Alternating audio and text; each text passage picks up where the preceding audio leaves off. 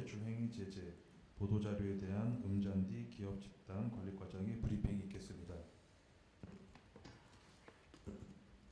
의 동일인 정몽규 회장이 2021년부터 2024년까지 상호출자 제한 기업 집단 등 지정 자료를 제출하면서 2021년 17개사, 2022년 19개사, 2023년 19개사, 2024년 18개사 등 총 20개사를 소속회사 현황에서 누락한 행위를 적발하여 검찰에 고발하였습니다.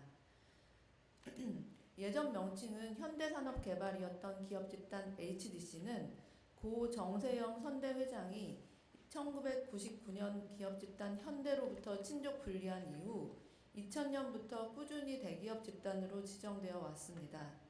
그리고 2018년에는 HDC 주식회사를 주축으로 하는 지주회사 체제로 전환하였습니다. 정몽규 회장은 2006년부터 기업 집단 HDC의 동일이었는데 그때부터 2024년까지 19년간 지정자료를 제출할 때 여동생 일가가 지배하는 회사들과 외삼촌 일가가 지배하는 회사들 총 20개사를 소속회사 현황에서 누락해 왔습니다. 이에 공소시효상 2021년부터의 지정자료 허위 제출 행위부터 고발하는 것입니다. 기업 집단 HDC는 2000년부터 현재까지 25년 이상 지정자료를 제출해온 집단이며 기업 집단 내 최상단 회사인 HDC 주식회사는 2018년 지주회사 전환 이래 7년 이상 공정위에 지주회사 사업 현황을 보고해 왔습니다. 지주회사 사업 현황 보고자료의 핵심은 바로 계열회사 현황입니다. 한편 정몽규 회장에 대해서 살펴보면 2006년부터 기업 집단 HDC의 동일인이자 지주회사 겸 지정자료 제출 대리인인 HDC 주식회사의 대표이사로도 오랜 기간 재직하여 계열회사 범위를 충분히 파악할 수 있는 위치에 있었습니다. 또한 다른 기업 집단 회장과는 달리 정몽규 회장은 자료 제출 대상 친족수가 많지 않습니다. 본인의 형제는 누나와 여동생이 전부이고 부계 친족의 대부분은 현대그룹이 여러 집단으로 분리하는 과정에서 공정거래법상 친족이 아니게 되었기 때문에 모계 친족인 외삼촌 일가가 전부입니다. 그리고 누락회사들은 매우 가까운 친족인 동생 일가, 외삼촌 일가가 직접 소유하거나 대표이사로 있는 회사로서 해당 친족들과는 각종 모임, 행사 등을 통해 지속 교류해 왔으므로 정몽규 회장은 그 친족들이 경영하는 회사들을 당연히 이미 알고 있었고 그렇다면 이들 회사와 그 연계 회사들을 기업 집단 HDC의 소속회사에 포함시켜 제출했어야 했습니다. 그런데 2021년에는 정몽규 회장과 사촌관계인 다른 기업 집단의 총수가 친족회사 누락 등 지정자료 허위 제출로 고발된 사례도 있었습니다. 그리고 공정위도 친족회사 확인 강화를 위해 자료 제출 양식을 변경하여 제출 요구를 하였었는데 이런 상황에서 HDC 측이 지정자료를 준비하면서 친족회사 관련하여 이를 신경 쓴 정황이 있었습니다. 지정업무 담당자들은 친족회사 직원들에게 해당 친족이 지분 30% 이상 보유한 회사인지 여부 등을 문의하였고 그들로부터 그 요건에 해당한다는 답변도 받았습니다. 그리고 자신들 내부 검토 과정에서 계열사 누락이 적발되는 경우 제재를 받게 된다 이런 내용도 분석하기도 하였습니다. 이런 친족회사 관련 사안은 정몽규 회장에게까지 보고되었으며 정몽규 회장은 이 과정에서 친족의 지분율이 낮아 계열회사를 볼 수 없었던 회사까지 언급하면서 해당 친족들을 직접 만나보도록 다른 직원들에게 지시하는 등 신경을 쓴 정황도 확인됩니다. 그러나 HDC 측은 공정위에 자진 신고하여 계열 편입하거나 친족 분리 신청을 하는 등의 조치를 전혀 취하지 않았으며 약 20개에 달하는 친족 회사들을 누락한 채로 24년까지 매년 그러한 지정 자료를 제출하였습니다. 더구나 동일인의 매제는 내부적으로 친족회사 누락이 확인되었을 시점에 본인이 17년째 맡아왔던 HDC 계열회사 임원직에서 갑자기 사임함으로써 여동생 측 회사와 HDC 측 간의 연관성을 숨기려는 모습도 보였습니다. 보이기도 하였습니다. 또한 외삼촌 일가 회사인 쿤스트할레는 외삼촌 일가 회사 중 최상단 회사인 SJG 홀딩스가 입주해 있는 세종빌딩 건물관리 용역을 HDC 계열 회사에게 주는 등 양측의 거래 관계가 존재하기도 하였습니다. 한편 SJG 세종은 매출 규모가 큰 상장 회사로서 HDC 측이 조금의 성의만 보였더라도 공시자료만으로도 그와 연결된 회사를 찾아서 제출하는 것이 충분히 가능하였습니다. 그러나 친족회사 현황 파악 등 최소한의 노력조차 기울이지 않은 결과 장기간 다수의 친족회사가 누락되는 결과에 이르렀습니다.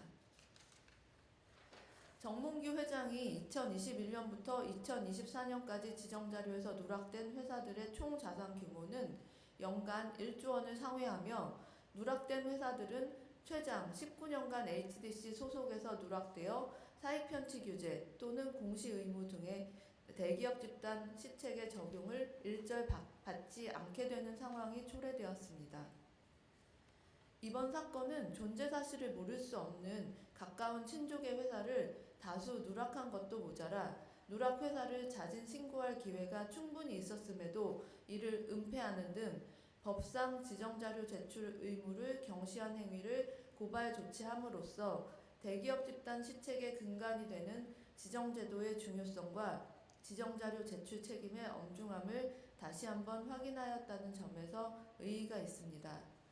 공정위는 앞으로도 정확한 지정자료 제출이 이루어질 수 있도록 감시활동을 지속하고 위반 행위 적발 시 엄중 제재할 계획입니다. 이상입니다. 예, 그럼 질문 받도록 하겠습니다. 질문 기회를 얻으신 기자. 사실 얼마 전에 뭐 다른 건들도 조사해서 발표를 했는데 좀 각각 동기가 다르긴 합니다. 근데 이번 사건은 뭐 작정하고 얘를 숨겨서 뭐 이득을 얻겠다 그런 것, 다른 사건 대비 그런 것보다는 좀 초반에 분명히 이 회사의 대표이사라고 친족이 그 회사의 대표이사라고 그런 것들 다 알고 있었는데 그런 것들을 소홀히 해서 하다가 이제 조금 자기 사촌이 이제 고발되고 이런 상황에서 우리도 정말 이거 문제 되나라고 해서 조금 내부적으로 체크를 해봤는데 이거 20개 이렇게 누락된 것을 체크를 했지만 아마도 그때 뭔가 신고를 하면 결국 처벌을 받게 될까봐 그냥 안 들키는 게 낫겠다 해서 은폐한 것입니다. 쿤스트할레 부분부터 말씀드리면요. 쿤스트할레는 외삼촌의 부인 외숙모가 대표이사고 외삼촌 일가가 82% 갖고 있는 그런 회사고요. 업종은 그런 관리 그런 전시 뭐 그런 것도 하고 그런 업종인데 그런 회사고 지금 HDC 계열 회사는 HDC 랩스라는 회사고요. 사실 HDC 랩스 자체는 규모가 되게 큰 회사고요. 그 건물 관리도 하고 여러 가지 그런 업을 영위를 하고 있고 HDC 랩스 자체는 정몽규 회장이 거의 혼자 단독으로 갖고 있지는 않지만 본인과 본인 아들, 그러니까 본인이 100% 지분을 갖고 있는 회사 이런 것들이 지분을 대부분을 갖고 있어서 거의 개인이 지배하는 정도의 그런 회사인데요. 그래서 그 회사에게 연간 그러니까 11년간 용역 계약을 했습니다. 그래서 웨이백 금액 자체는 많지 않고요. 2억 원 수준인데 이거를 저희가 이제 말씀드린 거는 사실 이게 진짜 모르는 회사였으면 포함을 했어야 되는데 버젓이 자기 건물에 지금 건물 용역 관리라는 것은 사실 어려운 업종이 아니고 그 진입장벽이 전혀 없는 업종이잖아요. 그런데 그렇다면 전국에서 그걸 할 수 있는 회사들이 매우 많을 텐데 그 HDC 계열 회사에게 이걸 맡긴 그럴 정도인데 이걸 모르고 제출을 안 했다. 지금 이제 누락을 했다는 그런 취지에서 말씀드린 거고 만약에 이게 계열사로 들어왔다면 자체는 내부 거래지만 규모나 이런 걸로 봤을 때 저희 뭐 부당 내부 거래 이런 정도에 이를 정도는 아닐 것으로 보여집니다. 그리고 문 기자님 마지막에 물어보신 게 어떤 것이죠?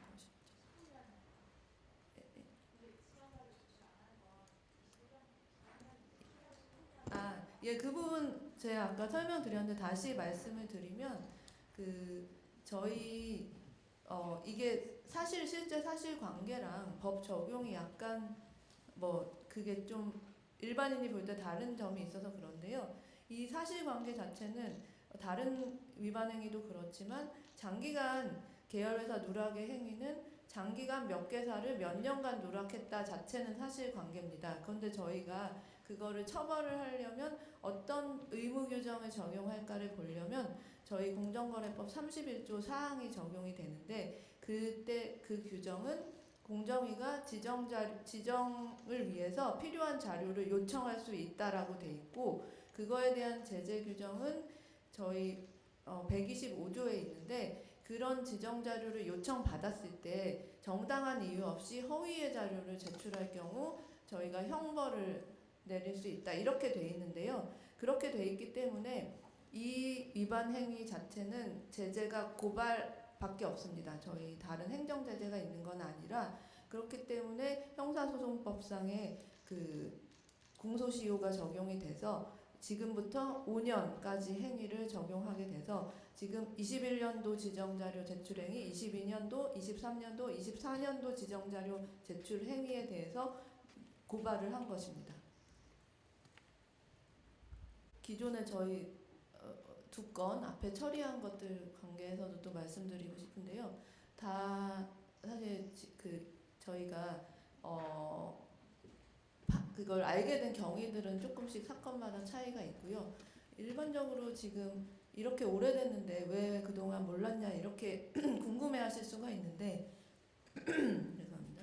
그 작정하고 사실 은폐를 하는 것을 서류로 찾는 것은 매우 어렵고요. 그래서 뭔가 계기가 있을 때 그게 발견이 되게 되는데 기존의 두 건들은 신고가 들어온 것도 있고 그래서 인지를 한 것도 있는데 특히 이 건의 경우에는 다른 사건 관련 자료 등을 보면서 이 이름들, 지금 여기 나오는 회사 이름들이 뭔가 연관이 되겠다라고 저희가 직권을 인지해서 파악을 해보니 이쪽에서 누락한 것을 발견해서 그쪽에 현장 조사를 거쳐서 저희가 또 비상장 회사 이런 것들은 미리 알 수가 없는 것들도 있습니다. 그래서 조사를 나가서 추가적으로 더 확인해서 총 20개사를 발견하게 되었고 다른 사건들도 그렇지만 저희가 사실 짧게 위반한 그런 것들은 수시로 많이 처리를 하고 있지만 이렇게 장기간 작정하고 숨긴 것은 찾기가 매우 어렵고 더더욱 점점 어려워지고 시간이 갈수록 어려워지고 그럼에도 불구하고 다른 자료를 통해서 약간 이걸 발견한 게 되게 좀 큰 성과라고 저희는 생각을 합니다. 그래서 은폐하는 다른 종류 사실 카르텔도 그렇지만 은폐한 것을 장기간 은폐한 것을 그냥 맨눈으로 사실 이렇게 보이는 건 아니기 때문에 이것도 마찬가지로 더 조사도 힘들었고 밝혀내는 것도 어려웠지만 이번에 밝혔고 또 추가로 말씀드릴 부분이 저희가 2월 말 3월 초 이럴 때 기업 집단들에게 그해 지정을 위해서 이제 자료 제출을 위해서 설명회를 개최를 하는데 저희가 아무래도 이렇게 과거부터 잘못한 것들을 좀 최근에 많이 처리하다 보니 과거 대비 그 지정 담당자들의 경각심이 확실히 많이 올라갔고요. 이게 아무리 과거부터 위반한 것들도 저희가 결국엔 다 밝힐 수 있다는 것을 좀 많이 전파가 됐다는 그런 느낌을 받았습니다. 박종화 기자님. 그렇지만 현대그룹 예전에 현대그룹이 많이 이렇게 분가가 돼서 기업 집단이 여러 개로 나왔기 때문에 말씀하신 것처럼 그렇지만 이제 친족이 그 3명은 아니고 그 결혼해서 배우자와 자식들도 있기 때문에 신고해야 될 친족 자체는 21년 기준 21명밖에 되지 않았습니다. 과거 저희가 영원권 이런 거 처리했을 때 거기는 약간 100명 단위 되게 많은 그런 집단들 대비 파악할 친족 자체가 얼마 없었던 게 맞고요. 그리고 SJG 세종 말씀하셨는데 물론 그 회사 자체가 그 상장 회사라 그렇게도 알 수 있었지만 이 지금 정몽규 회장의 경우에는 이 얼마 되지 않는 친족들과 수시로 만나고 모임을 갖고 해서 당연히 그 자기의 외삼촌이 SJG 회장인 걸 이미 그냥 알고 비서실에서도 소속과 그 직책을 세종 옛날 이름이 세종공업이거든요. 세종공업 회장 이렇게까지 써놓으면서도 그거를 안 냈던 건데 계속 그래서 그거 자체로도 문제가 되지만 21년도에는 이제 작정하고 또 감춘 정황까지 저희가 증거로 추가로 발견을 했던 것입니다.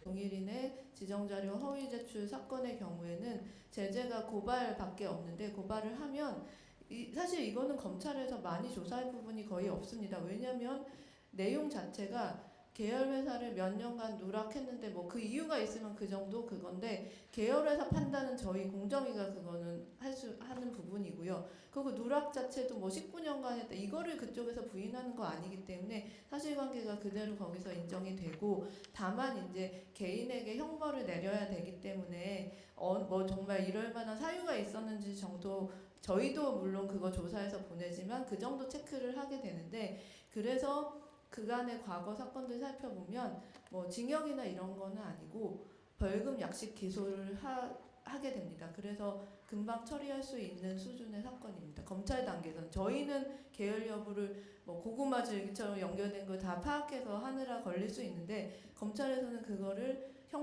벌금 수준만 결정하는 정도로 처리합니다. 첫 번째 질문 이렇게 발견을 못했는지 그리고 검증 절차가 없는지 질문에 대해서 답변드리겠습니다. 저희가 매년 100개 넘는 집단으로부터 자료를 받고요. 그 집단 수가 100개지만 그 안에 계열사 수로 하면 수천 개의 자료를 받게 됩니다.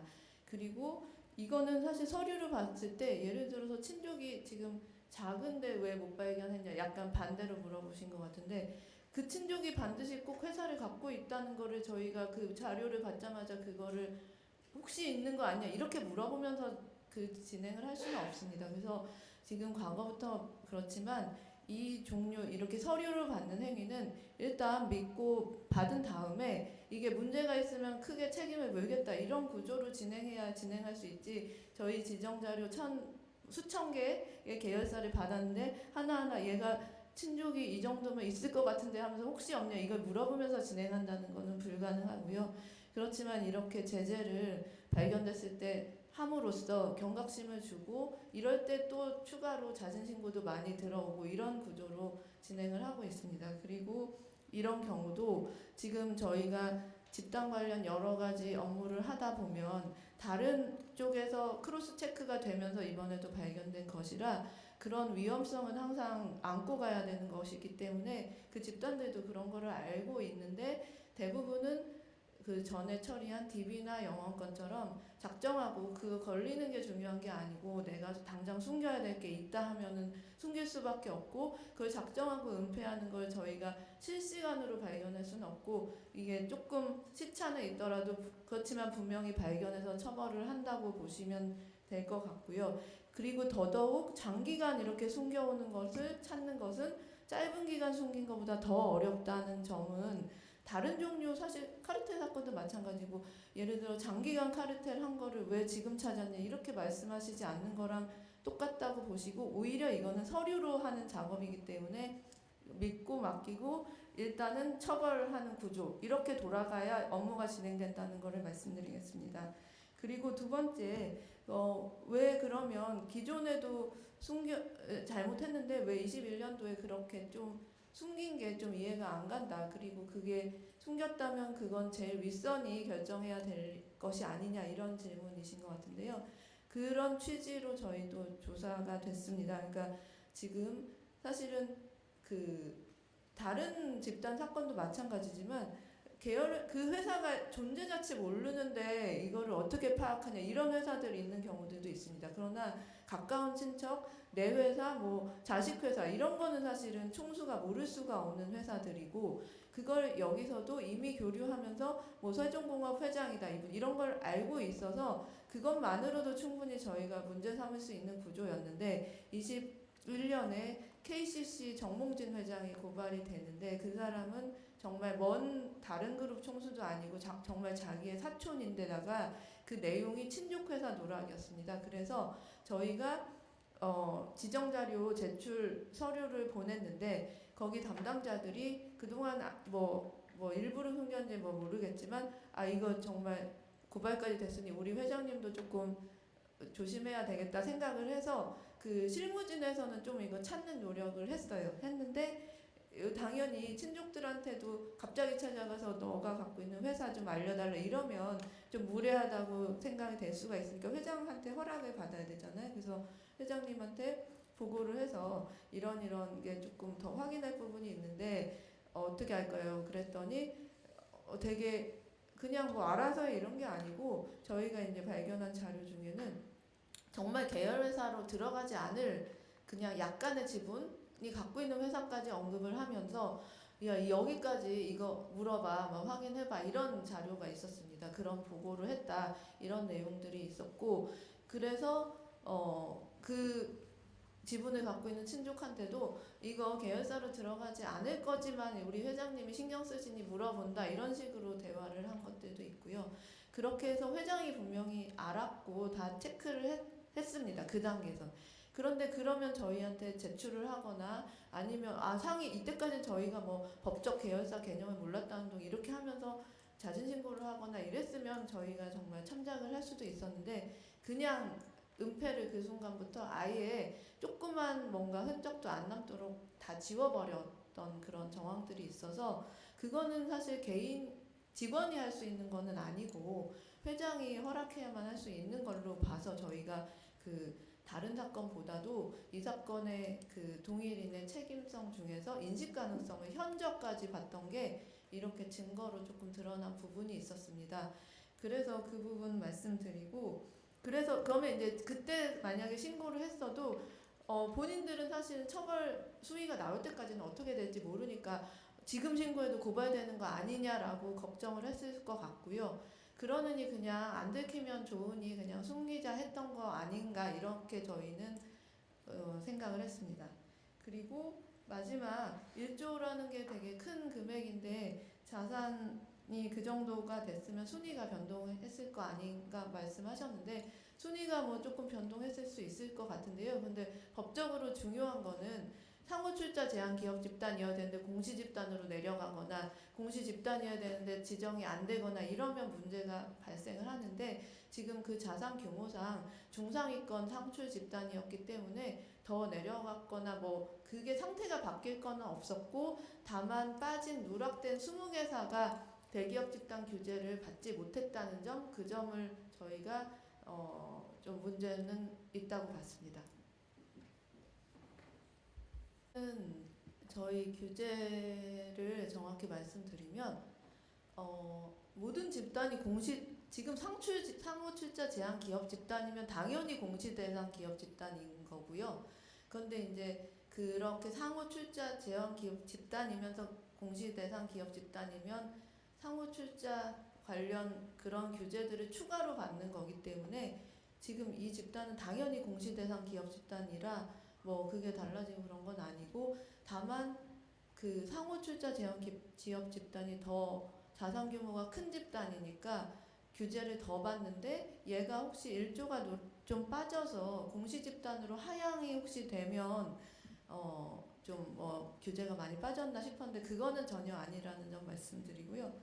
그리고 그때 만약에 21년 뭐 이럴 때 자신 신고를 했다면 어땠을까 이런 말씀이신데 아무래도 저희가 고발을 할 때 인식 가능성 부분도 상당히 중요하게 본다. 왜냐면 개인을 고발하니까 이거 알고 작정하고 했는지 아니면 진짜 뭘 놓쳤는지 이런 것들을 좀 판단하게 되는데 그래서 가만히 됐을 수도 있는데 조금 안타까운 점이 저희가 약간 고발 아니면 고발 안 하거나 이렇게밖에 안 되니 그쪽에서도 그거를 비교해 보니 결국 고발도 14년간 누락되면 고발되는 거 아니야 이렇게 자체적으로 생각했을 것 같고요. 저희도 그때 근데 저희가 결정하는 거 아니고 위원회 상정해서 결정하는 거기 때문에 그 장기간을 좀 강하게 보셨을지 아니면 정말 모르고 약간 그런 거를 보셨을지까지는 근데 사실 모른 것도 아니고 이거는 이미 관리를 하고 있었다고 제가 말씀드렸기 때문에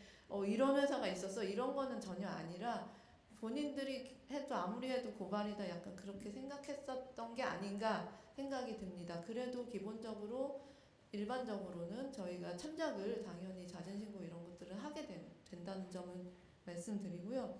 그리고 지금 이거 장기간의 누락행위인데 이런 경우는 이거는 공소시효에 전혀 지장이 없습니다. 저희가 왜냐하면 언제 저희가 고발을 해도 그때부터 5년 전 위반 행위까지, 그러니까 지금 만약에 고발을 한다면 25년 지정, 24년 지정, 23년 지정, 22년 지정, 21년 지정의 문제를 그때 허위 제출을 계속 5번을 했다 이렇게 요구를 해서 고발을 하는 거기 때문에, 그런데 내용적으로 보시면 19년간 계열사를 20개 누락한 거고, 그 다음에 21년 부분이 없어도 오히려 계열사 수도 바뀌지 않고 똑같이 누락한 자체 공소 사실이 바뀌는 게 아니라 사실은 공소 시효에 전혀 지장이 없어서 저희가 이거 시효로 분류되는 사건이 아닙니다. 왜냐하면 과거부터 쭉 이루어지는 걸 언제 처리해도 그러면 예를 들어서 저희가 오히려 늦게 처리해서 올해 하반기에 처리를 했다 하면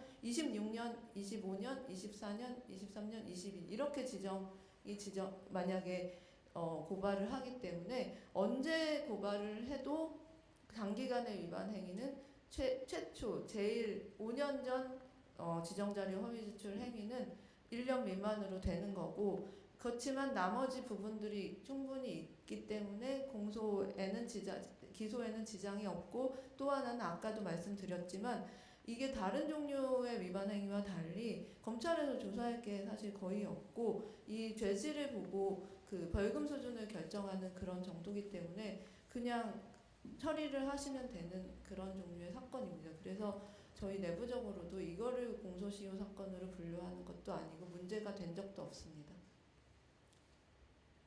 감사드리는데요. 저희가 어떻게 또 이번에 연속으로 3개 건을 처리를 했는데요. 그게 다 20년간 그 정도 위반한 사건입니다. 그래서 그거를 왜 그럼 20년간 몰랐냐 이렇게 말씀하시면 곤란하고요. 왜냐하면 그렇게 작정하고, 특히 저희가 앞에 DB건, 영어건 이거 작정하고 자기 목적을 위해서 그냥 감춘 것들인데 그냥 이제 봤을 때 뭐가 없을 것 같다 이런 느낌을 갖는 건 아니거든요. 다 뭔가 계기가 있어서 조사를 했고, 그래도 20년간 행위를 다 파헤치느라고 다른 것보다도 조사 기간도 더 많이 소요가 됐고 밝히는 것도 그쪽에서도 더더욱 발뺌을 하고 이런 것들이 있었다는 점을 좀 감안해 주시고, 또 저희 이 업무 구조가 기본적으로 서류를 이거 받고 문제가 생기면 처벌하겠다는 이런 업무 구조로 돌아가는 건데, 이렇게 아무리 과거 행위라도 처벌이 다 가능하다는 거를 보여줌으로써 특히 지금 시점에 많이 경각심이 형성이 됐고 제출을 정확히 하자는 이런 분위기가 형성된 점을 좀 감안해서 이거는 뭐 카르텔도 그렇지만 더 힘들고 이걸 좀 오히려 좀 칭찬해 주시면 좋겠다 이런 말씀을 드리고 예, 궁금한 거 있으시면 또 따로 뭐 전화 주시고 하시면 예. 제가 좀 저도 한 말씀 드리면 저희가 이게